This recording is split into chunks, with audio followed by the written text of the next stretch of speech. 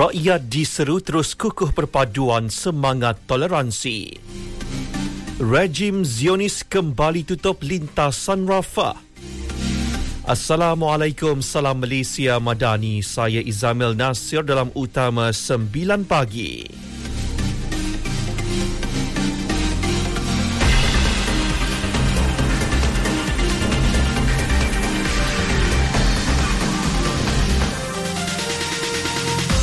Pilihan Raya Umum Dewan Undangan Negeri Sabah 29 November depan, BN telah memuktamadkan agihan kerusi dengan PH bagi menghadapi pilihan raya tersebut. Pengerusi BN, Datuk Seri Dr. Rahmat Zaid Hamidi berkata, rundingan antara PH dan Gabungan Rakyat Sabah GRS kini di peringkat akhir.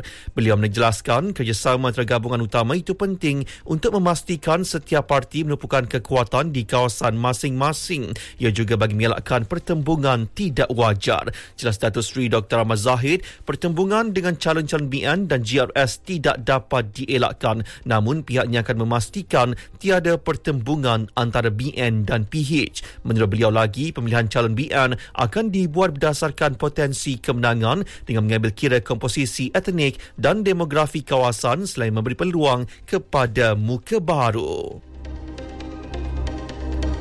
Datuk Seri Dr.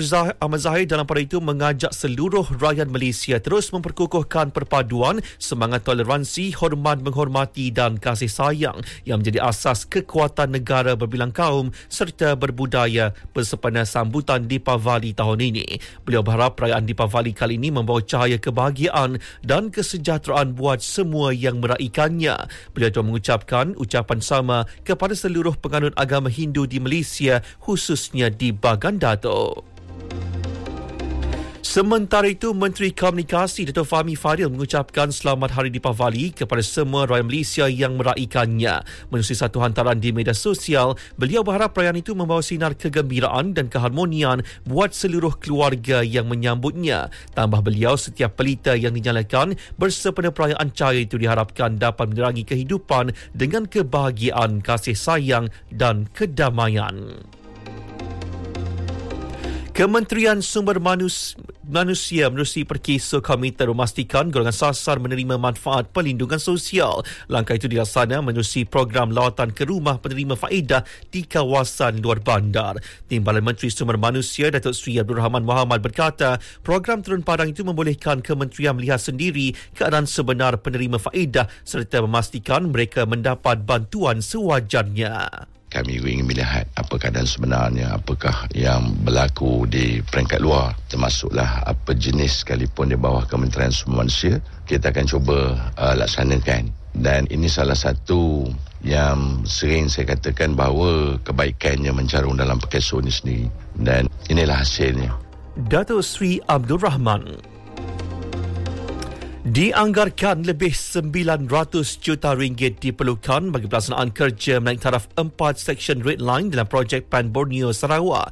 Menurut Menteri Kerja Raya Datuk Seri Alexander Nantalinggi, 4 seksyen utama itu adalah projek di Durin Salim Sibu, Kemana di Bintulu, Tudan di Miri dan Batu Kawah Padawan di Kuching. Jelasnya setakat ini Kerajaan Persekutuan telah meluluskan 231 juta ringgit bagi menaik taraf jalan di Seksyen Durin Salim Sibu. Kerja menaik taraf di stesen tersebut diberi keutamaan kerana kawasan tersebut dikenal pasti sebagai lokasi berisiko tinggi kemalangan. QPEX menggesa kerajaan dan Jabatan Perkhidmatan Awam JPA mempercepatkan tindakan semakan terhadap skim perkhidmatan pembantu tadbir yang didakwa masih tertinggal dalam pelaksanaan sistem saraan baru perkhidmatan awam. Presidennya Datuk Dr. Adnan Mad berkata, walaupun penjawat awam menghargai usaha kerajaan menaikkan gaji, skim pembantu tadbir masih belum menerima sebarang maklum balas rasmi berhubung cadangan penambahbaikan yang dikemukakan oleh QPEX. Jelas beliau, ramai dalam kalangan pembantu tadbir kini memiliki kelayakan diploma, ijazah sarjana muda, malah sarjana dan PhD namun masih menerima gaji berdasarkan kemasukan kelayakan SPM. Kebanyakan pembantu tadbir telah pun mempunyai kelayakan masuk yang lebih tinggi daripada kelayakan asas yang sedia ada. Pada kami, pembantu tadbir telah menjalankan tugas sebaik mungkin dan merupakan tunjang dan tulang belakang pentadbiran di suatu kementerian, suatu jabatan, badan kanun dan pihak kuasa tempatan, dan sudah tiba masanya supaya Jabatan Perkhidmatan Awam dan Kerajaan memberi sedikit kelegaan untuk kajian-kajian ataupun membuat keputusan atas apa yang telah pun disuarakan oleh kami sebelum ini.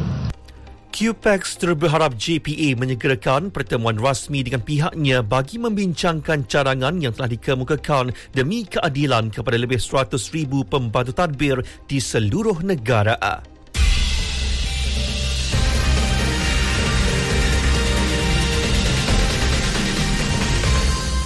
Berita seterusnya, kes bunuh 2 beranak di kampung sekolah juru Bukit Mertajam. Suami kepada mangsa direman 7 hari bagi membantu siasatan. Ketua Polis Pulau Pinang, Datuk Azizi Ismail mengesahkan lelaki berkenaan telah dibawa ke mahkamah untuk mendapatkan perintah reman. Sabtu lalu, mayat seorang wanita dan kanak-kanak ditemukan maut dalam sebuah rumah di kampung sekolah juru Bukit Mertajam dipercayai mati dibunuh. 57 penduduk daripada 21 keluarga di daerah Pontian ditempatkan di sebuah pusat pemindahan sementara PPS susulan banjir kilat semalam. Pengerusi Jawatankuasa Pengurusan Bencana Negeri, Datuk Asman Shah Abdul Rahman berkata, PPS Sekolah Kebangsaan Penerok Tanjung Piai mula dibuka pukul 8 malam tadi. Kawasan terjejas ialah Kampung Makam, Penerok dan juga Kampung Parit Bugis. Bahagian berita ehwal semasa Best Radio Television Malaysia RTM terima anugerah pendukung seni kategori media. Anugerah berkenaan diberi bersempena dengan Majlis Anugerah Seni Negara Selangor 2025 malam tadi. Penganugerahan tersebut merupakan pengiktirafan terhadap peranan media dalam memperkukuh seni dan budaya di peringkat nasional.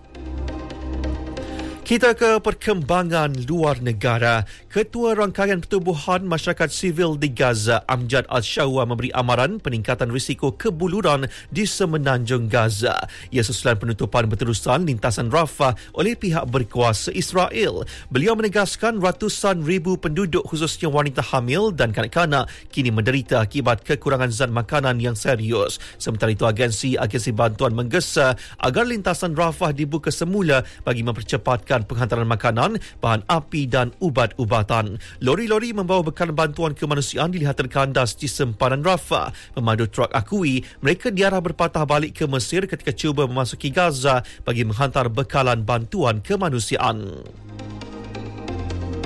Iran melaksanakan hukuman mati ke atas seorang lelaki yang disabitkan kesalahan mengintip untuk agensi perisikan Israel. Badan Kehakiman mengesahkan pelaksanaan hukuman itu dalam siri hukuman mati berikutan perang 12 hari pada Jun lepas antara Israel dan Iran. Identiti lelaki yang digantung di Badar Qom, selatan Tehran itu tidak didedahkan. Menurut pihak berkuasa Iran, suspek mula menghubungi perisikan Israel pada Oktober 2023 dan telah ditangkap antara Januari dan Februari 2024. Penyiasat mendedahkan dia mengaku bekerjasama dengan Mossad dan menghantar maklumat sulit dalam talian. Amerika Syarikat akan menghentikan bantuan kewangan kepada Colombia yang merupakan sekutu rapannya sekian lama selepas Presiden Donald Trump menggelar rakan sejawatannya Gustavo Petro sebagai ketua dadah. Trump berkata Petro tidak mengambil sebarang langkah untuk menghentikan pengeluaran kokain meskipun menerima bayaran dan subsidi berskala besar daripada Amerika Syarikat. Terdahulu, Washington mengisytiharkan Colombia sebagai bukan lagi sekutu dalam memerangi dadah. Beralih ke sukan kejohanan bakat bermanah Artan AC 2025. Lebih 400 peserta dari 4 negeri mengambil bahagian dalam usaha mencungkil bakat baru sukan memanah khususnya dalam kalangan peserta berusia bawah 16 tahun. Penyertaan kali ini telah menarik minat peserta dari Melaka, Pulau Pinang, Perak dan Selangor sekaligus menunjukkan perkembangan positif terhadap minat generasi muda terhadap sukan tradisi itu. Disampaikan tajuk utama sekali lagi. Rakyat diseru terus kukuh perpaduan semangat toleransi. Rejim Zionis kembali tutup lintasan Rafah. Sekian berita yang disunting oleh Ashrik Fahmi Ahmad dari Pusat Berita RTM Malaysia Madani. Rakyat disantuni. Assalamualaikum.